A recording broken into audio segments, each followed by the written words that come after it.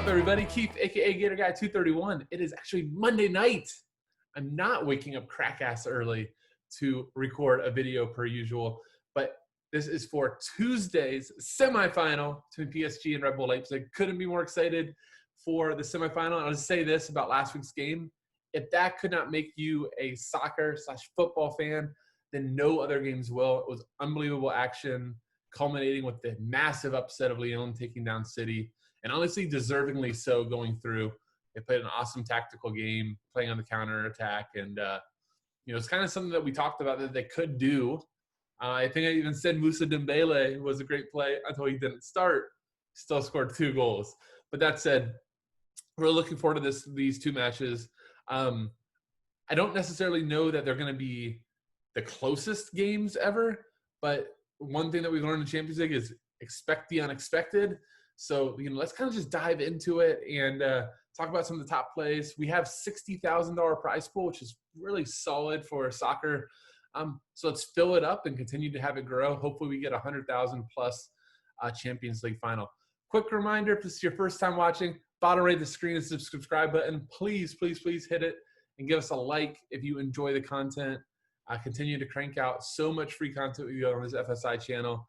We'll have some NBA tomorrow, MLB, probably some NHL as well. PGA comes up tomorrow. So we have a ton of stuff. Check it out. Our team really is doing awesome work. Now let's get back into the soccer game and pull up our cheat sheet, and let's talk about what we should expect tomorrow. So first off, you'll see PSG's a pretty solid favorite, -129. Keep in mind, these are neutral site games. We do not have home field advantage. RB Leipzig, surprisingly this far, considering that Timo Werner left the team early, but +332, so a solid dog, 3 total. And we'll see that actually both teams are on a true set split with how they're going to line up. Di Maria and Neymar will likely split for PSG, where Kunku and Angelino should be splitting for Leipzig. All right, let's talk about projected lineups, and we're going to just actually go straight into PSG first. So PSG should fully be back to I don't know what I'm saying. It's actually going to be back to full strength, with the exception of Marco Verratti, arguably the team's best midfielder. That is a presence that they'll miss in the midfield, but PSG's has an embarrassment of riches. So to be able to play guys like Marquinhos and Idrissa Gueye or Ander Herrera or Leandro Paredes, like all these guys that were on big salary, big transfer deals, can't feel that bad for them that they are without Verratti. So, big thing, I guess, let's start with is that Angel Di Maria is going to come into the side. Sarabia is going to get his ass back on the bench. He tried to ruin my lineups. Thank God, we got some late salvage from Neymar, captain, and some Marquinhos to get us through. But, kind of just want to talk about, like, what this is going to mean. So Mbappe, Neymar, and Di Maria are going to be the 3 players that you want to play. And immediately you're going to notice if you want to play any of them as a captain, there's a 0% chance you can do so. So you're going to have to fade one. And my kind of like bold call, or what I'm thinking about this moment, I think it might be Mbappe. So explicitly, tough word to say for me, but Mbappe is more expensive than Neymar, which just boggles my mind. But he's also $2,800 more than Angel Di Maria. I think the popular captain choice, in which you're going to want to do in like a cash or an optimal build, is put Neymar at captain. Obviously, not only is he on a set share, he's going to be on penalty kicks, draws fouls like nobody else. Just, probably the best DFS floor. I think he and KDB, if you gun to my head, they're probably the best floor with Messi. So, he is truly one of those gods of DFS. So getting him at the captain spot and getting those points secured, I think is going to be huge. And if you play Mbappe, you're going to find yourself kind of struggling. You're going to be able to get maybe like 1 piece from Leipzig and then just punting things off. Whereas if you go Neymar plus Di Maria, you have a lot more wiggle room. You can actually fit like 2 decent pieces and your punts aren't so bad. So let's kind of like just talk about that decision.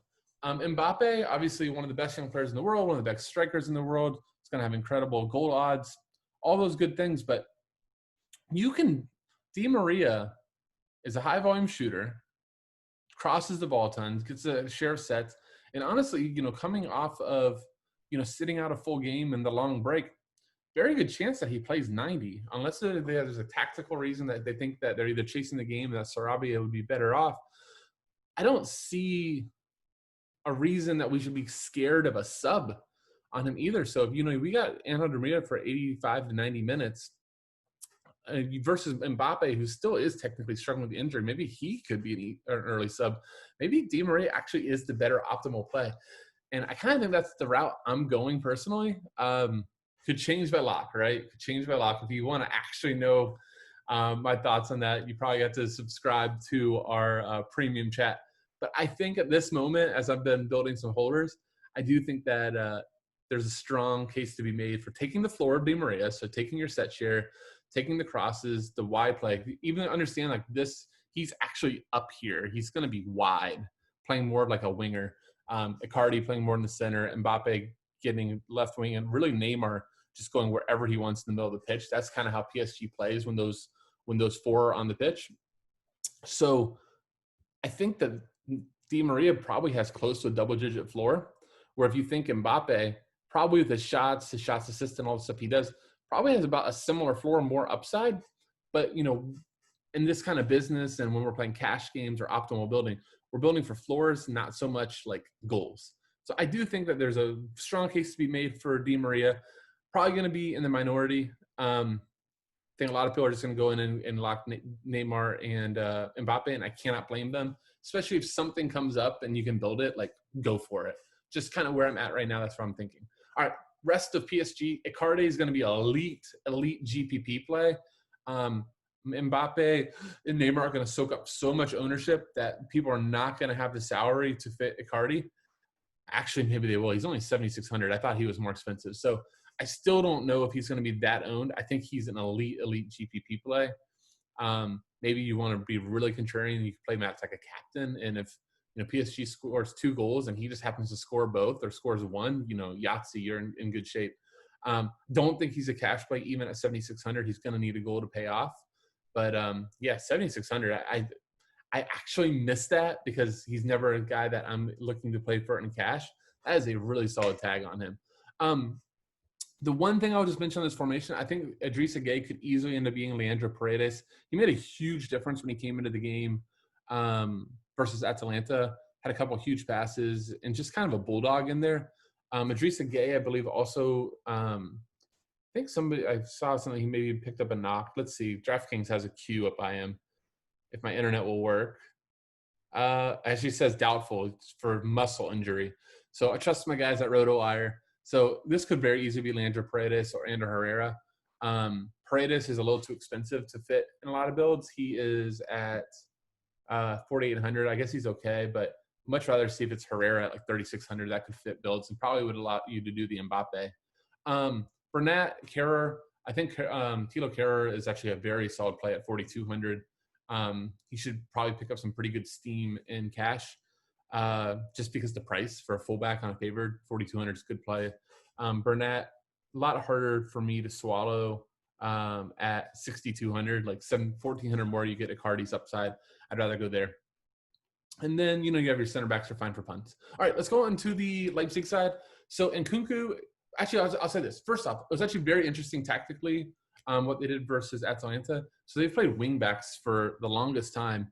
And I guess, I'm not like a Leipzig fan, but I think that he saw something within the side or just, who he has available to change it up without Timo Werner. So we actually saw Angelino still getting like really, really forward.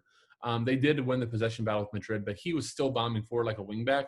Klosterman, though, was a little bit wider. He was not getting to the touchline very often at all. He was kind of sitting up here, very similar to kind of how like City tactics, how we have talked that Kyle Walker in possession kind of almost plays as like a midfield.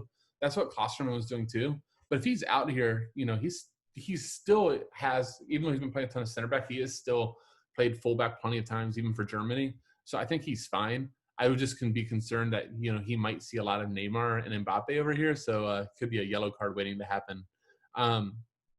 Let's talk about the two guys over here, Angelino and Kunku splitting sets. And Kunku in a revenge game versus Old Club. I think Angelino is the better just overall play.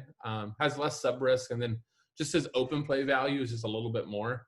He never sees the ball that he doesn't cross. So I think I'd prefer Angelino and Kunku, but if that $400 savings that you get for Kunku gets you anywhere, no problem with that. Olmo, Poulsen, Sabitzer are all GPPs for me. You're going to need goals from them to pay off. We saw Olmo was having a horrid game. I think I made the comment, is Olmo actually going to get out of negative before he subs out? Because he always seems to sub early and then he scores the goal. So that worked out.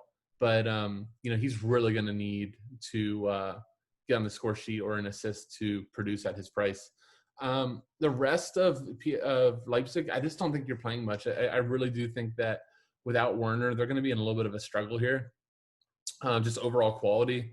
And PSG just really, this is what they're built for. This is their year to get through. They just drew their sides perfectly. So I really do think they're going to be fully focused and they should take this one. My score prediction here is probably something like a 2-0 or 2-1 type of thing. But, if you saw PSG just roll and get multiple, 3-4 goals, I wouldn't be shocked either. But I would be shocked if that happened from Leipzig. All right. Kind of want to just talk about, just before we go, just a little bit, just more strategy. So I did already spend a decent chunk of time kind of talking about optimal strategy and how, I might consider feeding Mbappe in a cash build for Di Maria. Let's talk about GPP. If you do know, obviously, that most people are going to want to captain Neymar and go Mbappe, you immediately need to start just thinking about how you're going to differentiate that if you're going to want to take this top-heavy tournament, 15K for 60,000 overall. So I think that, right away, I mentioned one being Icardi. Another, I do think that is in play is playing Sergio Rico. He's not the world's best goalie. I think Keylor Navas is definitely better, but without Timo Werner, I do think that Leipzig could struggle in the final third. Poulsen did not really seem to offer them too much last game. Tyler Adams' goal was on a counterattack. And honestly, probably got pretty fortunate with the deflection. I think the goalie probably would have saved it if not. I don't remember Olmo's goal. I think that was actually a good goal in open play, but I do think that PSG is at a different class than Atletico Madrid was, and that, without Werner, I just do think that, again, the finishing quality could be a struggle. So, playing Sergio Rico, so, if you wanted to go Neymar, Mbappe, and then Rico to change it up, I think that would be a little different than the pack. Another route is just maybe playing an Icardi at captain. I don't think that many people would want to do that when you're staring at Neymar and Mbappe, but you do that and all of a sudden you can fit all three of those attackers in and go from there. Obviously, the ultimate GPP play is, stacking Leipzig. I don't really think I'd do that, but there's not going to be much ownership there. And then finally, just, a strategy that we talk a lot about in our Discord, but, is taking the onslaught thing. So saying that, PSG's onslaught is going to happen, but that I don't know how to say his name, Galaxy, the Red Bull Leipzig goalkeeper, taking him as maybe your one or two Leipzig pieces, and then going Neymar, definitely fading Mbappe if you're playing the goal, because you definitely need the goal from Mbappe for him to pay off. So try to fade him scoring, play Di Maria, Neymar, Kehrer, maybe even Bernat or something like that. Take more floors. Then play Gulaski and maybe an Angelino and Kunku. Somehow fit that. That could be a contrarian way to attack this tournament as well. Anyhow, guys, just want to once again thank you so much for all the support. These soccer videos have far exceeded what I thought they would do when we started. So I really appreciate the support.